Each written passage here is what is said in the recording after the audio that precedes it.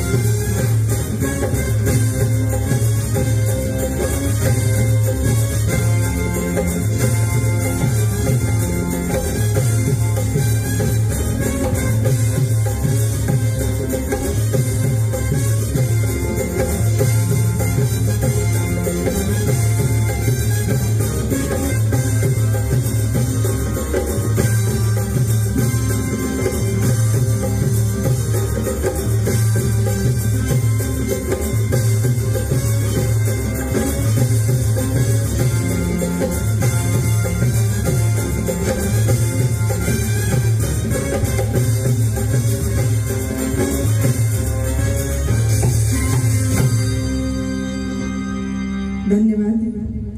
एकदा आपल्या उपस्थितीच्या जोरदार टाळ्या पाहूया.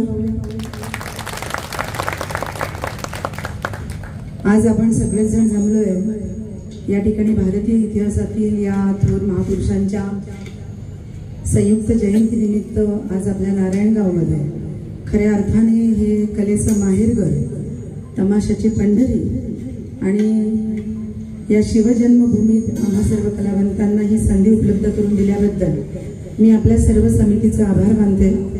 आमचे गणेशदादा वावळ यांनी गेल्या महिनाभरापासून आमच्याशी संपर्क साधून या कार्यक्रमासाठी आम्हाला अतिशय तळमळीनं गेल्या वर्षीपासून त्यांची फार इच्छा होती. त्यामुळे यावर्षी या एप्रिलमध्ये तारखेचं आयोजन करून तुम्हा सर्वांनीच म्हणजे सर्व समितीने गेल्या अनेक महिन्यापासून या आजच्या दिवसासाठी खूप मेहनत घेतली, तयारी केली आणि म्हणून तुम्हा सगळ्यांसाठी स्वतःसाठी समितीच्या आयोजनासाठी एकदा जोरदार टाळ्या. कारण या ठिकाणी इतका मोठा भव्य विचारमंच, ही ध्वनी यंत्रणा, या ठिकाणी प्रकाश योजना, आपली मुंबईहून आमचे मोहनदादा, तेव्हा तुम्हा सर्वांचा आभार मानून कार्यक्रम जास्तीत जास्त लवकरात लवकर सादर करायचे. कारण वेळेकडे आमचं लक्ष आहे. तुम्ही ऑलरेडी आम्हाला स्टेज फार उशिरा दिलेला आहे, हरकत नाही, पण जास्तीत जास्त वेळ या सादरीकरणामध्ये आपण सगळ्यांनी या कार्यक्रमातून उत्तमोत्तम या भारतीय इतिहासातील थोर महापुरुषांचं, राष्ट्रमातांचं, आपल्या भारताच्या सर्व नागरिकांप्रती सर्वांप्रती असलेलं योगदान आणि या ठिकाणी या युगप्रवर्तकांचं हे सगळे प्रतिमा लावून आपण या ठिकाणी त्यांच्या विचारधाराला अनुसरून आपली वाटचाल करत आहोत.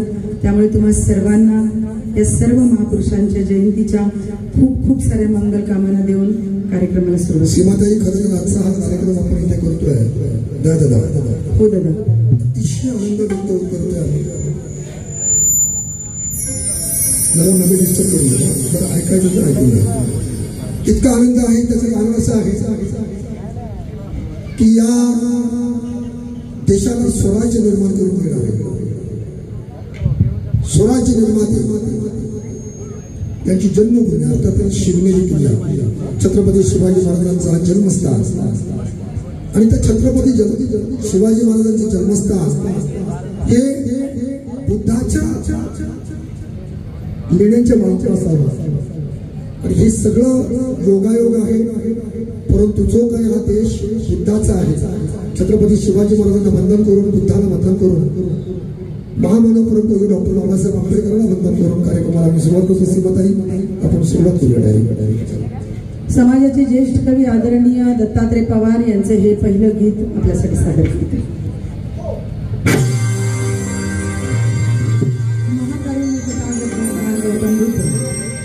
छत्रपती सम्राट महान अशोक, क्रांतीवीर बिरसा मुंडा, संत बसवेश्वर, संत सेवालाल, संत रोहिदास, संत कबीरदास, संत तुकडोजी महाराज, संत गाडगे महाराज, बहुजन प्रतिपालक कुळवाडी भूषण छत्रपती शिवाजी महाराज, स्वराज्याचे दुसरे छत्रपती छत्रपती संभाजी महाराज, आरक्षणाचे जनक छत्रपती शाहू महाराज, राष्ट्रपिता क्रांतिबा ज्योतिबा महात्मा फुले, लोकशाही साहित्यरत्न अण्णाभाऊ साठे, रामास्वामी पेरियार आणि ज्ञान सूर्य, प्रज्ञा सूर्य, क्रांती सूर्य, धम्मदाता, मार्गदाता, मुक्तीदाता, नवकोटीचा नाही बरं, नवकोटीचा नाही तर 65 कोटीचा राजा,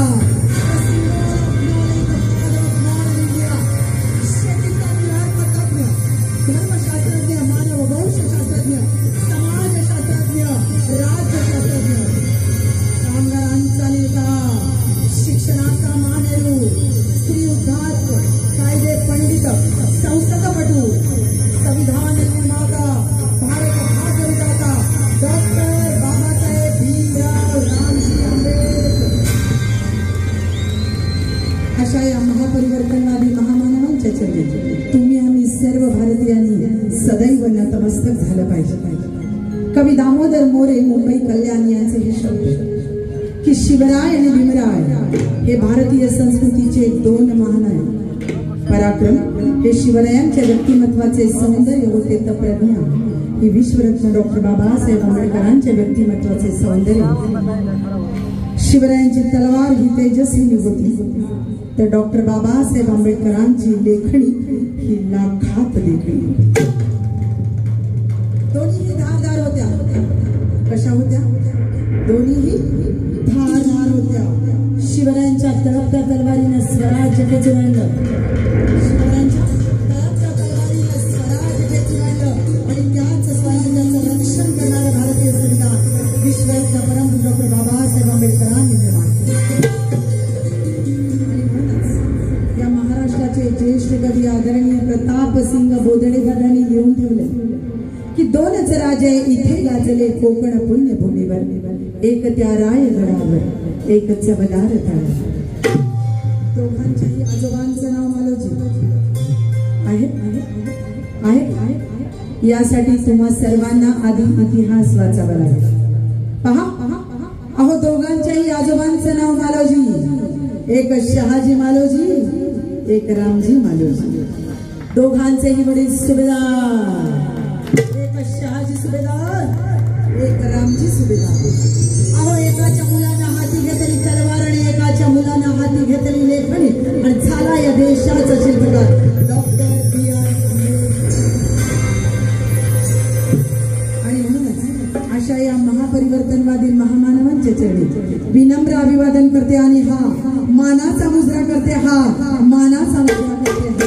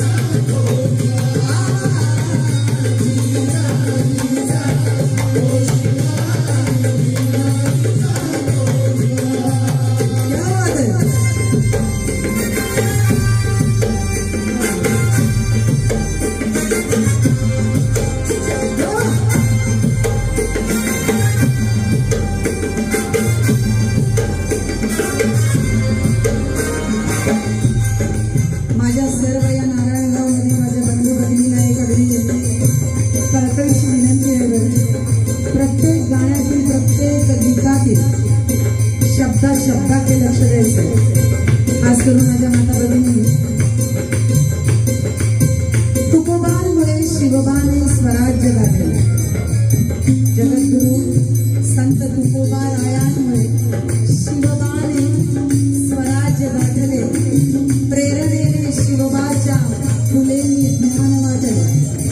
फुलेंच्या विचारांना दिला न्याय शाहूने. फुलेंच्या विचारांना दिला न्याय शाहूने आणि समतेवर शाहूजींच्या भीमाने संविधान गाठले. समतेवर शाहूजींच्या भीमाने संविधान गाठले.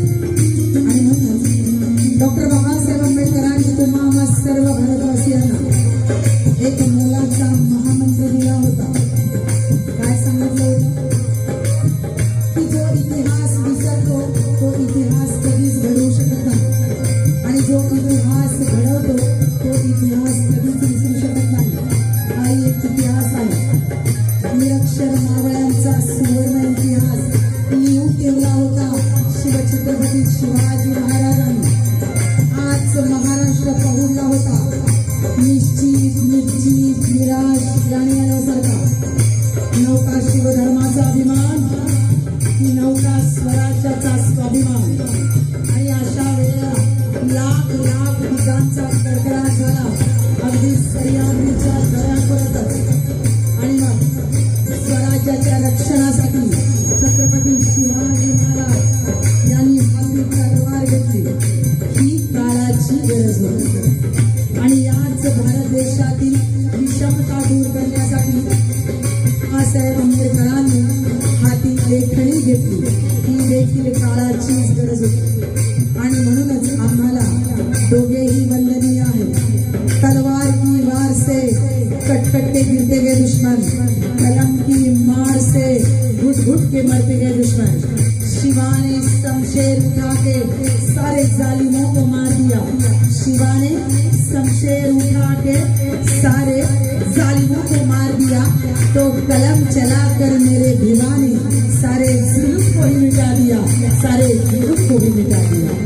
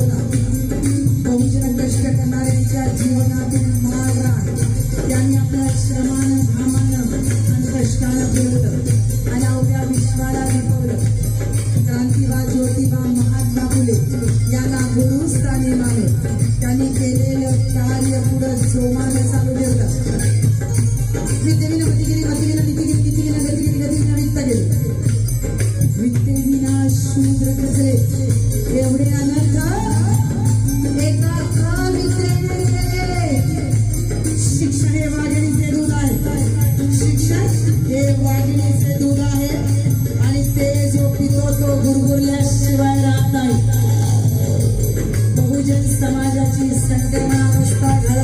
सेंटर. आजच्या तरुण पिढीनं हे दूध प्यायलाच हवं. और इसलिए वफा करते तो बेवफाई ना होती, दिलो दिमाग चलाते तो तकदीर ना होती. मेरे भीम जी का सुनते, अरे मेरे भीम जी का सुनते तो भारत पाकिस्तान लकीर ना होती, भारत पाकिस्तान लकीर ना होती.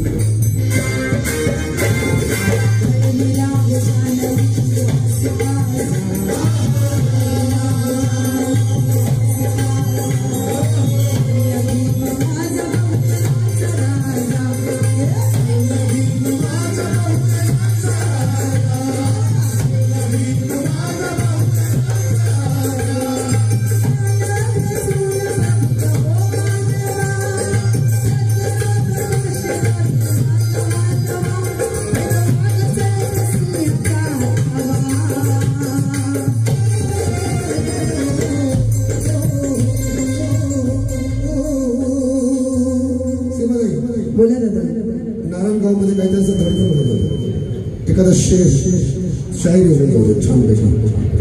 ज्येष्ठ लावणी सम्राज्ञी विठाबाईचं नाव आहे आणि विठाबाईचा जन्म झाला होता ते या ठिकाणी व्यक्तिमत्व उभा आहे दादांच्या कवठ्यात. सुरूर कवठे गाव तुम्हाला माहिती आहे. आजही विठाबाईचं वाई तालुक्यात कवठ्यामध्ये विठाबाईचा जन्म झाला होता. आणि आज या कार्यक्रमाला आवर्जून उपस्थित माझं भाऊ धनंजय खुडे, माझी माऊली या ठिकाणी रेणुका खुडे आली आहे, वर्षाताई खरात या ठिकाणी मुंबईहून आलेले आहेत, माझ्या बाजूलाच राहतात. आणि म्हणून या अतिशय पावन भूमीमध्ये, ऐतिहासिक भूमीमध्ये आज तुम्ही आम्ही सर्वच जण या महापुरुषांची जयंती साजरी करतोय. त्यामुळे एकदा जोरदार टाळ्या, जोरदार.